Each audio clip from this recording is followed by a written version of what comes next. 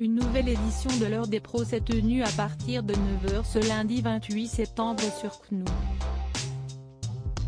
Pascal Praud a accueilli Gérard Leclerc, Jacqueline Eustache-Brignot, Claire Chartier ou encore Charlotte Dornelas pour alimenter les différents débats. Ceux-ci se sont portés sur le radicalisme islamiste dans le sport, l'avenir des animaux dans les cirques mais aussi sur la fermeture des bars et restaurants à 22 h. Pinder ne veut pas renoncer à ses animaux pour Gérard Leclerc. Il y a eu des non-dits durant plusieurs années dans les vestiaires concernant la radicalisation et pointé plusieurs responsabilités. La journaliste de Valeurs Actuelles, elle, a nuancé en indiquant que l'on attaquait systématiquement les personnes dénonçant ce fléau. Ces gens-là frappent et tuent dans notre pays. Mais on compte sur leur bonne foi en leur faisant signer une charte, mais ils vont tous la signer cette charte. En écho à la mise en place d'une charte de laïcité.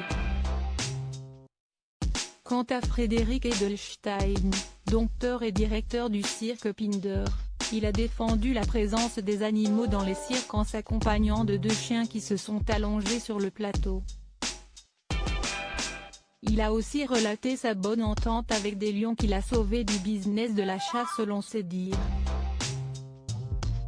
J'étais avec le cirque Claudio Zavata pendant 1 an l'an dernier, on a présenté 12 entrées de fauves.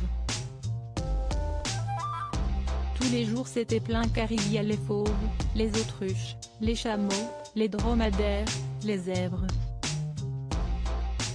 Un cirque sans animaux c'est un spectacle.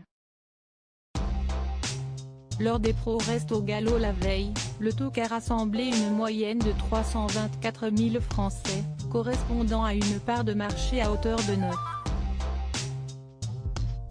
9,8%, positionnant CNOO à la 2e place parmi les chaînes d'information mais surtout sur le podium parmi la concurrence nationale.